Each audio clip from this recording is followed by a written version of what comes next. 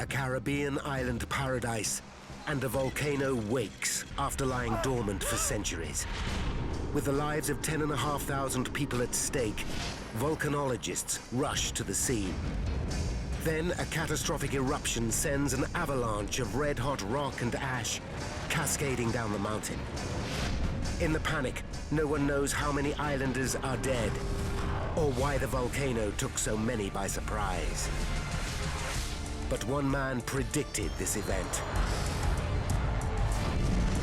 Why wasn't he listened to? Disasters don't just happen. They're a chain of critical events. Unravel the clues and count down those final seconds from disaster.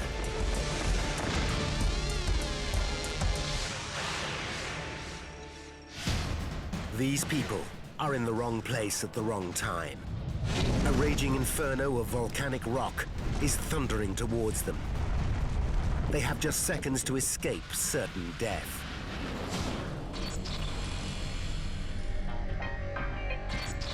Eastern Caribbean, the island of Montserrat. This tiny island is one of the last remaining outposts of the British Empire. It measures just 16.5 kilometers long by 10 wide, almost the size of the city of Dublin. It's a haven for the rich and famous, and home to air recording studios used by rock and pop stars. The island is celebrated for its natural beauty and tranquil, easygoing lifestyle. 80% of the island's infrastructure lies in the shadow of Soufriere Hills, a mountain lying 915 meters above sea level that dominates the southern half of the island. Most of the population of 10,500 live and work in the capital, Plymouth, or farm the rich, fertile soil on the mountain slopes.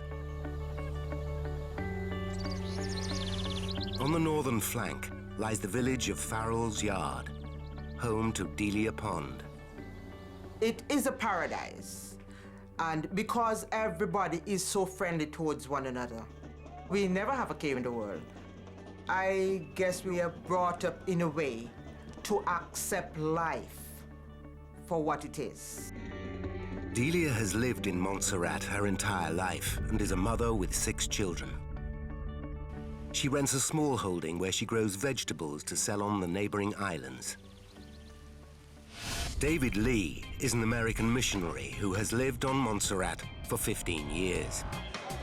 He's also a keen amateur cameraman and has filmed everything from carnivals to local sporting events. It's off the beaten path. It's the way the Caribbean used to be. The people are genuinely friendly. And we came for a month and checked it out, and it was just like they said, and we never left.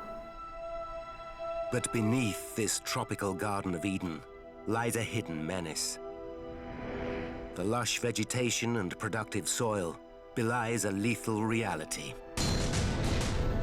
The island is volcanic. Montserrat sits directly on a geological subduction zone. This is one of the most seismically active parts of the planet's crust. The North Atlantic tectonic plate, moving westward, sinks beneath the Caribbean plate. As it descends, it melts, forming magma, which over millennia finds its way to the Earth's surface, creating a string of volcanic islands known as the Lesser Antilles.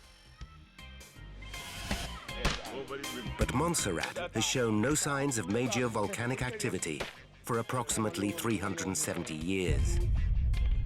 The only evidence of volcanicity are springs hot enough to boil an egg, sprouting from the slopes of Soufriere Hills. Then, on the 18th of July, 1995, everything changes. The islanders hear a deafening noise, similar to the sound of a jet engine, coming from the mountain. Leroy Slim Daly, a local farmer and part-time cab driver, is in Plymouth that day. People started to realize that there was something happening in the mountains. Most people thought it was a plane, a jet which was passing, but the sound just didn't go away. Over the next week, the volcano continues its activity. 10,500 people now face a threat they never expected. For David Lee, it's a chance to film a much more dramatic subject. I decided to document the volcano because I had just taken a sabbatical. We'd been really busy with a lot of things for about 10 years, so I had nothing else to do. I had a nice little camera. The volcano started to erupt. Little did I know that would turn into a vocation. As news of the volcanic activity breaks worldwide, scientists arrive on the island. The event provides them with a unique opportunity to observe a volcano returning to life after centuries of dormancy. Among them is a recent graduate from Indiana State University. Volcanologist Rob Watts regards the trip as the opportunity of a lifetime. My dream job is to monitor a volcano, to see a volcano in action, and just incredible. Is nature at work? The scientists immediately set up a temporary observatory in Plymouth and install 9 seismometers around the sides of the volcano. These instruments precisely record the time, duration, and intensity of earthquakes beneath the mountain. The data is transmitted to the observatory and recorded 24 hours a day, plotted onto 4 slowly rotating drums. The system gives the scientists a tantalizing glimpse deep inside Soufriere Hills. They deduce the deafening sound of July the 18th was something called a phreatic eruption, coming from part of an old crater known as Castle Peak. Groundwater, superheated by magma rising deep inside the volcano, evaporated, building a massive head of steam that burst, screaming like a jet engine, through fractures in the rock. The team watch their equipment and wait for the volcano to kick back into life.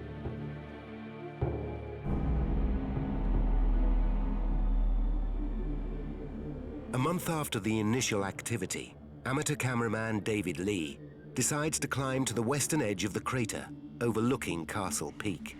Anybody watching this? Don't be stupid enough to come up here. As I began to walk up to the crater edge, I started to roll the camera. The whole mountain is quivering. It's spewing right now. As I walked out through what was then rainforest, here was this phreatic eruption taking place, and it was just like unbelievable, and stones and pebbles were falling, and it was roaring. I had no idea if the whole mountain could blow up. There's no doubt that down below there is magma that wants to come out. When the volcano emits another deafening blast, David realizes he's in real danger. I turned and started to hightail down the mountain.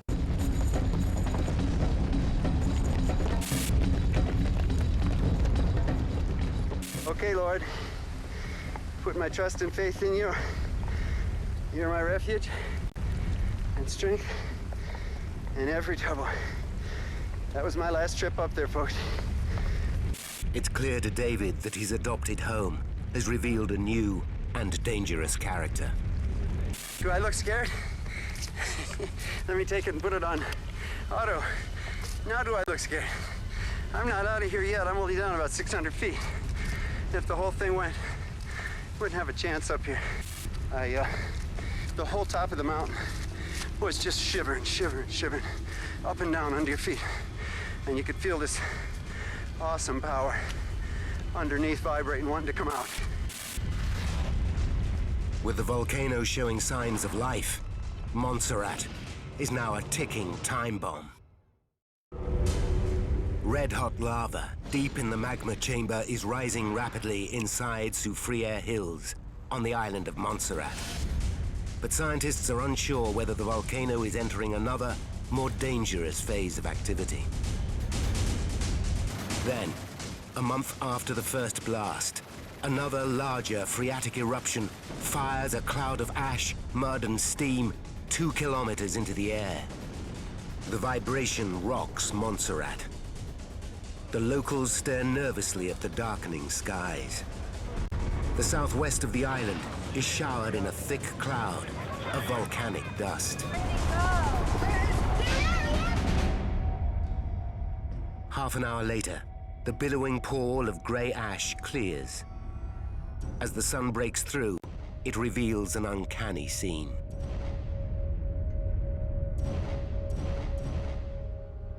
The capital, Plymouth, and everything west of Soufriere Hills is covered in a dense layer of ash. The locals christen the day Ash Monday. Delia Pond remembers the hardship. You're awake to the ash. You drink water, you're drinking ash. You're eating your food, and you're eating ash. Fearing the next eruption could be worse, the Montserratian government, with the help of the British military, evacuates 6,000 people from their homes on the slopes of the mountain. The capital, Plymouth, and the surrounding villages empty, as the islanders journey 8 kilometers to hastily organized shelters in the north of the island. But the exodus creates chaos. The north is underdeveloped. Living conditions are basic and soon become squalid. We were housing schools and churches. You had like 40 to 50 people to a church. You have the young, the old, the Christian, the drunkard, the infant, the good, the bad, and the ugly. The islanders are desperate to return home. And with 80% of Montserrat's infrastructure in the south, many are granted access during the day in order to keep the island functioning. Among them is Delia Pond. Her farm produce is now a vital resource for the islanders camped in the north. Delia and her family tend a plot of land within easy sight of the summit of the volcano. Each day, they take precautions in case of another eruption. Whenever we get to the farm in the morning, we always turn the vehicle facing towards the road, and we always leave the keys in the car in case of emergency. So we just get in and take off. Their planned escape route takes them north to the sanctuary of a small hill.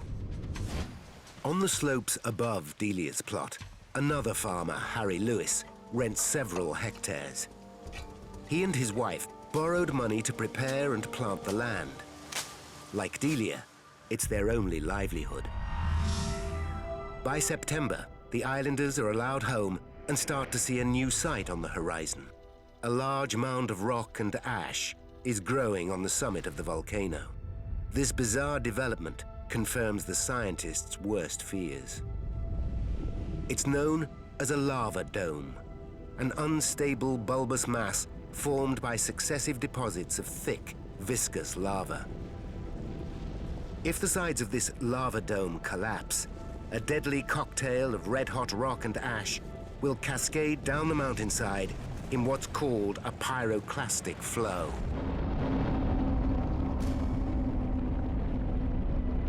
These lethal avalanches can travel at speeds of up to 160 kilometers per hour. Temperatures at their core can reach 600 to 700 degrees centigrade. They have caused over 40,000 deaths in the last century alone, and are responsible for some of the most deadly disasters in recorded history. It was a pyroclastic flow that incinerated over 28,000 people on the Caribbean island of Martinique in 1902. And most famously, about 2,000 inhabitants of Pompeii in AD 79.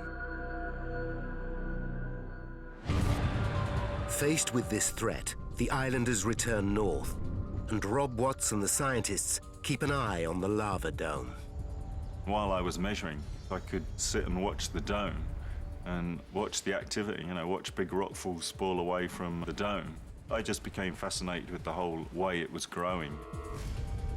But 5 months after Soufriere Hills first erupted, the growth of the lava dome slows. The volcanic activity appears to have quietened. Believing the worst is over, the government allows the evacuees to return to their homes once again. Normal life on the island resumes. But the volcano hasn't finished yet. Nearly 3 months later, it fires its first pyroclastic flow down the eastern slope of the mountain, heading for the coastline. The flow travels just 2 kilometers, and no one is hurt. But it's clear that the volcanic activity is intensifying again. Again, the government orders an evacuation to the north of the island. But the toing and froing creates confusion and anger among the evacuees. An exclusion zone is established in the south of the island. Everything south of Plymouth in the west to the airport in the east is restricted. But no one seems clear about the level of threat the volcano poses, and the roadblocks are not strictly enforced. The islanders still come and go. Then, the island experiences the first explosive magmatic eruption. Ash and red-hot boulders up to 1.5 meters in diameter blast down the eastern flanks of the mountain, destroying the empty village of Long Ground. With the volcanic activity gathering pace, local filmmaker David Lee takes his chances inside the exclusion zone to document the events. I figured I was doing all the right things, that I understood what was happening on the volcano, and that I knew the best and safest places to be.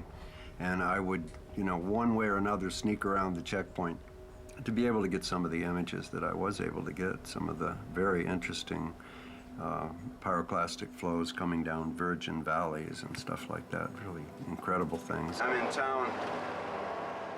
But his bravado soon gets him into serious danger. Really? While driving north from the capital, Plymouth, the volcano erupts violently.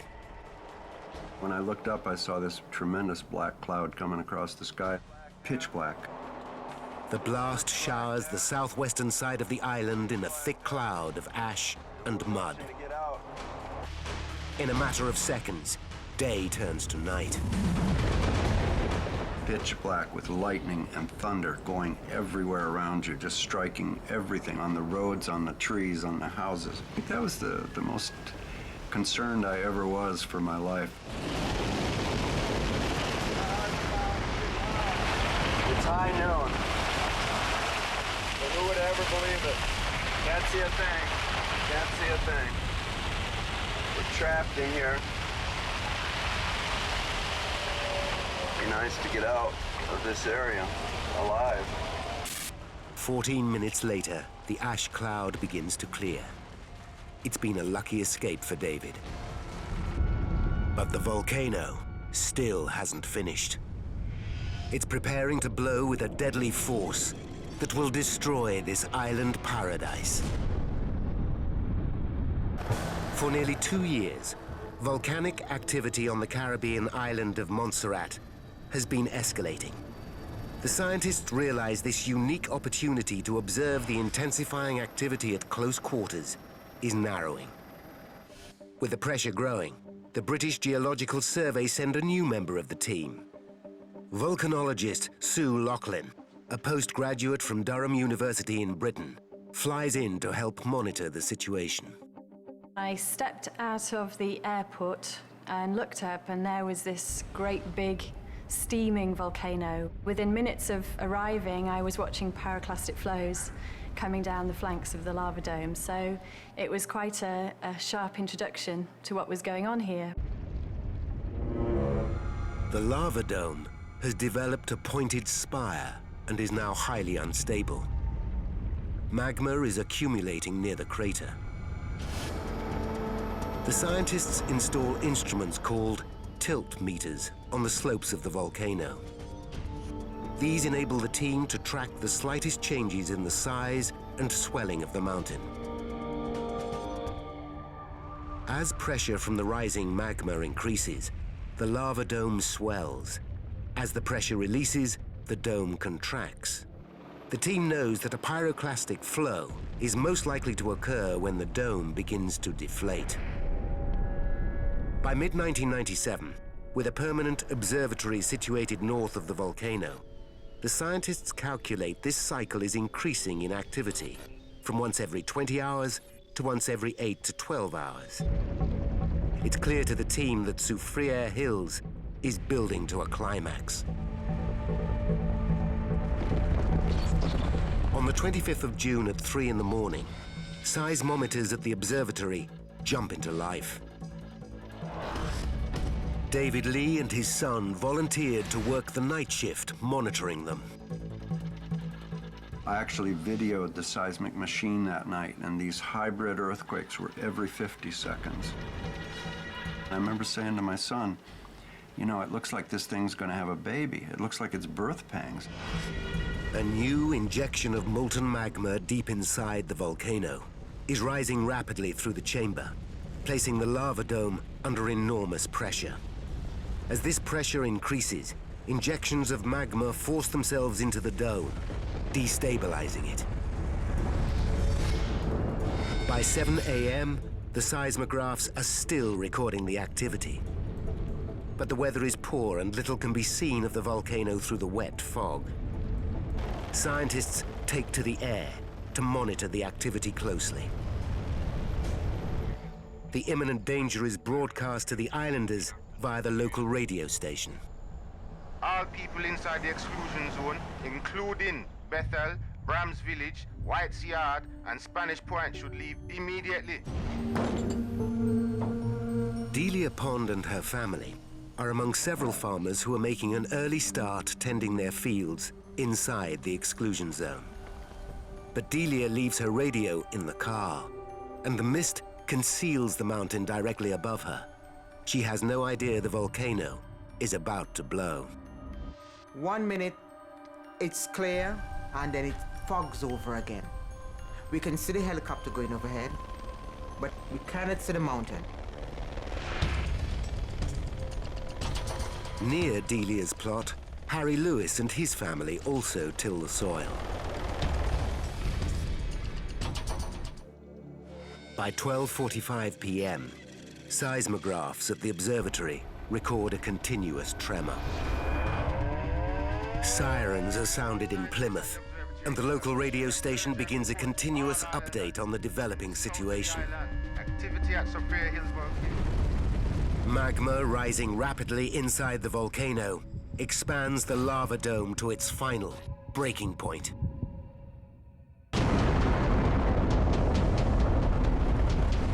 At 12:55 p.m., Soufriere Hills erupts with terrifying force.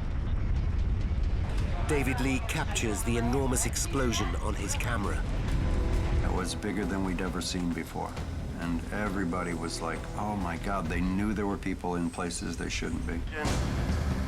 The eruption ejects an avalanche of superheated gas and rock, cascading down a valley on the northern slopes. It heads towards the farmers still working their fields. As Delia and her family prepare to leave, she opens the gate and catches sight of the white-hot avalanche bearing down on them. As I put my hand on the gate, it became a routine thing that I always look back at the mountain, and I just see the mountain almost halfway down coming at us. James, we have to go right now! Delia makes a conscious effort to keep calm.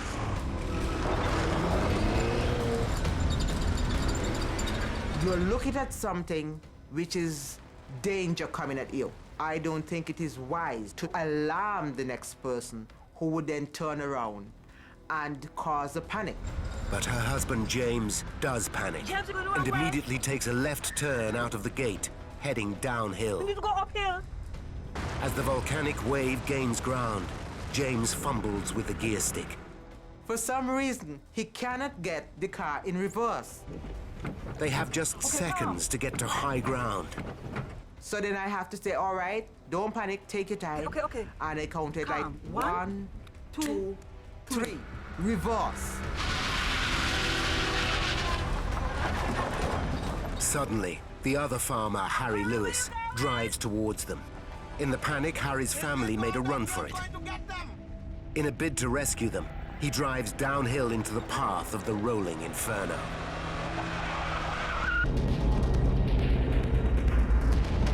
We must get out of here. Hurry up! Delia and her family drive a kilometer uphill, directly north of the volcano. Looking back, they see the fields they were working just moments ago, engulfed in clouds of red-hot rock and ash. You're looking into Armageddon because you cannot see anything. Everything is just clouds and smoke.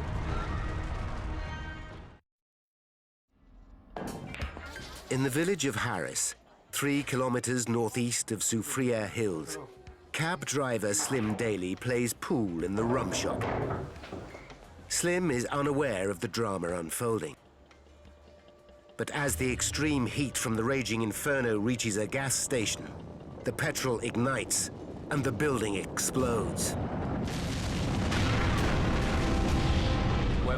We heard a noise. Immediately I realized something was desperately wrong. Slim sees the white-hot avalanche continue downhill. He runs to his car and heads for higher ground. Then the darkness started to come over the road in front of me, and the heat, I started to feel the heat. At that point, I was scared, not terrified. I was scared. On the hilltop, Slim leaves his car to watch the apocalyptic scene below. And looked at the pyroclastic flows destroying the whole villages, the whole area, right down to very close to the airport. But as he watches, the volcanic wave changes direction. It is now heading straight for him. To avoid certain death, Slim Daly has just seconds to act. As Slim heads north, away from the volcano, he warns an elderly man of the imminent danger. It isn't long before they're overwhelmed by a dense, toxic cloud of hot ash and sulfurous gas. So you couldn't run because you couldn't see where you were going. Even if you put your hands to your face, it was impossible to see them. The heat makes it hard to breathe. The pair drop to their knees for air. We're not gonna die. He kept on saying that we were gonna die. No, we're not gonna die, Papa. I tried to console him and said to him, no, we're not gonna die, we're not gonna die. At 1:10 p.m., a daring helicopter rescue gets underway. Islanders unable to escape by road are stranded in villages northwest of the volcano. But to get to them, the chopper must fly dangerously close to the red-hot, billowing ash cloud. One of the first rescues is made from the village of Harris, where a small group of 20 islanders are trapped. Miraculously, Slim Daly is among them. That thing came down like a bullet. He is helicoptered to safety. By the end of the day, 4 people are confirmed dead, and a further 17 are missing. The island reels in shock. It's feared many more have not survived the day. It was a day that shook all of Montserrat because it's a very small place and everybody's related to somebody and everybody knows everybody, so it was a very tough day.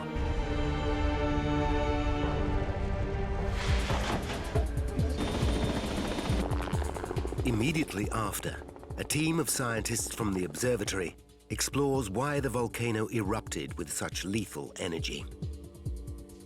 They begin by gathering eyewitness statements. They collect what photographic evidence is available and start to collate data recorded on their instruments. They hope to build a comprehensive sequence of the events that day. The eyewitnesses paint a disturbing picture. I saw it spreading, and I see the way it fans out. It just bubbles up. Despite being aware of the dangers, the pyroclastic flow caught islanders within the exclusion zone by surprise. The sheer speed and scale of the avalanche was overwhelming. As it's coming towards you, it's like big stormy wave, but spreading out. It's spreading wider and wider. The combination of data recorded at the observatory, photographic evidence, and eyewitness statements points to a complex sequence of blasts that created not one, but 3 pyroclastic flows, with each flow increasing in speed and intensity. 4 days after the eruption, with activity in the volcano subsiding, the team get their first glimpse into the crater. Although it's still hazardous, they fly over the summit of the mountain. What they see confirms their suspicions. The lava dome has collapsed over the north wall of the crater down a valley known as Mosquito Gut. The ejected material covered 4 square kilometers of land, turning north and east of Soufriere Hills into a wasteland. It's also clear the third and final pyroclastic flow traveled faster and spread further than the other 2. In total, it incinerated 150 homes. Using video footage and data recorded on the seismographs, the team calculate this third flow reached speeds of up to 128 kilometers per hour. Such speeds would have allowed little time to escape for those islanders unlucky enough to be in its path. To confirm this theory, the team need to get on the ground. But the disaster zone is still too dangerous to enter. They must wait for the ash and rock to cool. Back at the observatory, they analyze data from the tilt meters that were tracking changes in the inflationary and deflationary cycle of the volcano. They provide an extraordinary insight. Just prior to the eruption, the lava dome expanded massively, swelling over the north rim of the crater. Then, between 12:40 p.m. and 12:50 p.m., the volcano began a rapid deflation. This destabilized the outer layer of the dome. At 12:57 p.m., it collapsed over the north crater wall, creating the first pyroclastic flow, seen cascading down Mosquito Gut. Nearly 3 minutes later, more volcanic material, this time from deeper inside the lava dome, was ejected, and a second larger avalanche roared down the valley. Then, at 1:08 p.m., the third and most dangerous eruption catapulted a column of ash over 13,500 meters in the air, and a lethal cocktail of red-hot debris flowed down the northern slopes of the mountain. It was the most violent volcanic activity on the island for centuries. The third pyroclastic flow was the biggest, the most energetic, the fastest. It extended 7 kilometers from the volcano, spread across the coastal plain, burying houses. Several days after the eruption, the team calculate it's safe for them to enter the disaster zone on foot. As a precaution, they wear protective suits. Much of the ground is still extremely hot. By surveying the scar left in the lava dome and mapping the volume of the flow in the disaster zone, the scientists calculate nearly 6,400,000 cubic meters of lava was ejected down the volcano. It's enough to fill Rome's Colosseum 5.5 times. The scene is like a modern-day Pompeii. The flows were over 600 degrees centigrade. 150 houses lie buried under up to 30 meters of volcanic rock and ash. Asphalt on the roads has melted. Wooden posts and doors have burst into flames. Glass in windows has begun to melt. The cooling lava flow reveals vital clues about the force of the third blast. Some of the blocks in the pyroclastic flow were enormous, bigger than a house.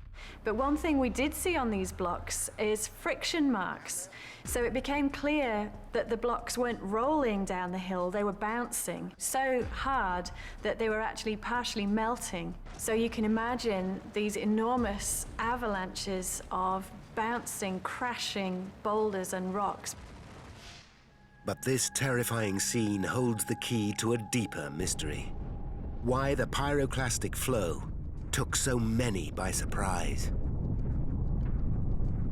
The islanders assumed the ash and rock would stay within the valley, as had happened in the preceding months.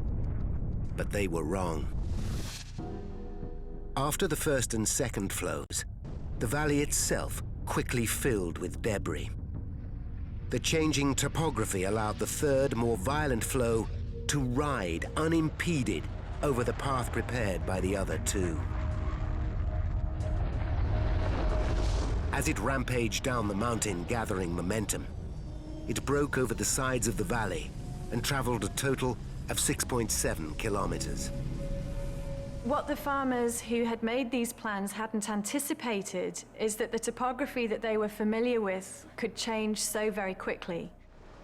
But further investigation of the disaster zone presents the team with a phenomenon rarely witnessed.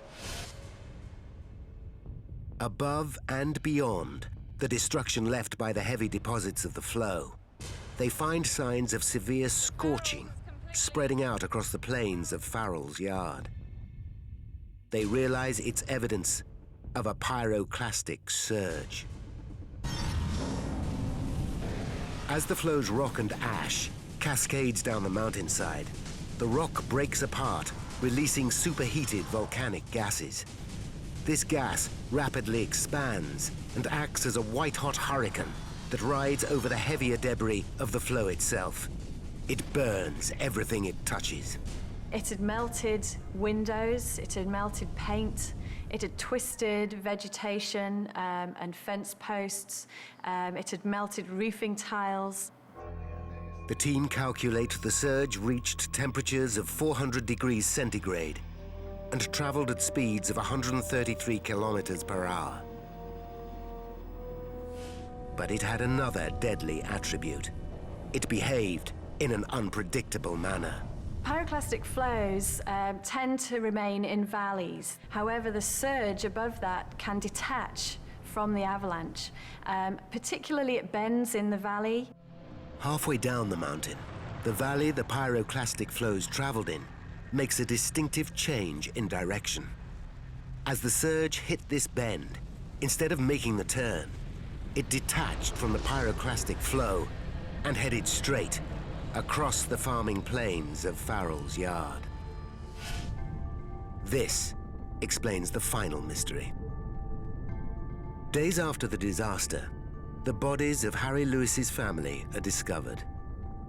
All three were fatally burned, yet they were well beyond the clutches of the pyroclastic flow. Expecting high ground to provide sanctuary, they made a run for it to a small hill just north of where they were farming. But the pyroclastic surge outpaced them. People thought they could outrun it, people thought they could go uphill to avoid it, but that wasn't the case. The momentum that it builds up coming downhill enabled it to travel uphill. So cars, vehicles, trees can all be moved by pyroclastic surges. In the intense heat of the surge, the body suffers a neurogenic shock and the nervous system shuts down. Death is almost instantaneous. In total, 19 people lost their lives on the 25th of June. Yet despite this tragedy, it's remarkable more did not die. Certainly the events of 25th of June affected many of us very deeply and made us perhaps reconsider our role as scientists, our perspectives, and what it was all about. So many of us became much more interested in the people aspect, if you like, of volcanology. The scale of the eruption and the devastation caused by its pyroclastic flows took the islanders by surprise. But 10 years earlier, this man predicted a similar scenario. Professor Jeff Wadge worked at the University of West Indies Seismic Research Unit. In 1986, he and colleague Michael Isaacs were commissioned by the United Nations to assess the risks posed by the Montserrat volcano. Over 70% of the 40,000 people killed by pyroclastic flows in the last century have occurred in the Lesser Antilles, the string of Caribbean islands that includes Montserrat. Their research was designed to help the island's government make contingency plans in the event of an eruption. And Wodge visited the authorities to inform them of his work. I told them what I was doing. I told them that I would be preparing a report on the likely future behavior of the volcano. I did that, submitted my report, expecting them to take some notice of it. Professor Wodge and his colleague predicted that Soufriere Hills could erupt with serious consequences, and they advised moving much of Montserrat's infrastructure to the north of the island. Yet their recommendations were not acted upon. Soufriere Hills on the island of Montserrat has erupted violently, resulting in the horrific deaths of 19 islanders. But could more have been done to avoid this tragedy? In the inquest that followed, the jury attributed the deaths to a failure of government to provide adequate infrastructure and farmland for the displaced islanders. But 10 years earlier, Professor Wodge and his colleague Michael Isaacs had advised moving much of Montserrat's infrastructure to the north of the island. In 1987, they published their report on the potential volcanic hazards. It summarized: Soufriere Hills volcano is active and will erupt again. It is a potential threat to many of the people that live in southern Montserrat. They insisted Soufriere Hills must be regarded as an active volcano, and revealed that although it hadn't erupted for centuries, it had displayed seismic activity in the form of earthquakes.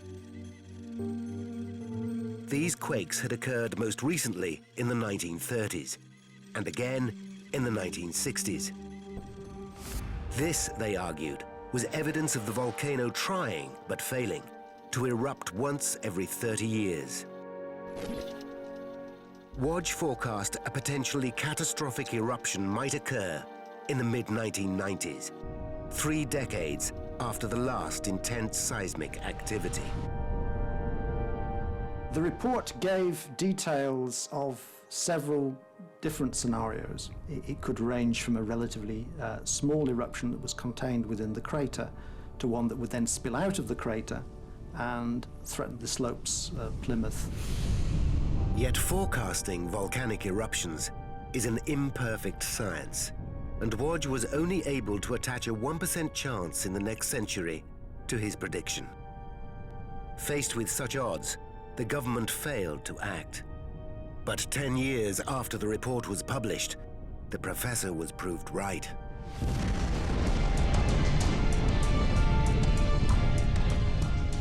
Now, by rewinding the events of that fateful day, we can explain why 19 islanders died. On July the 18th, 1995, Soufriere Hills erupts for the first time in approximately 370 years. The Wodge and Isaacs report forecast the volcano might erupt in the mid-90s. Within months, a lava dome begins to develop on the summit of the volcano. By December 1995, small pyroclastic flows are seen cascading down its flanks. These were anticipated in the report, but the mountain has more in store. June 25th, 1997. 10 hours to disaster. Volatile magma rises rapidly up the magma chamber deep inside the volcano. It places the lava dome under pressure, causing it to inflate and deflate continuously.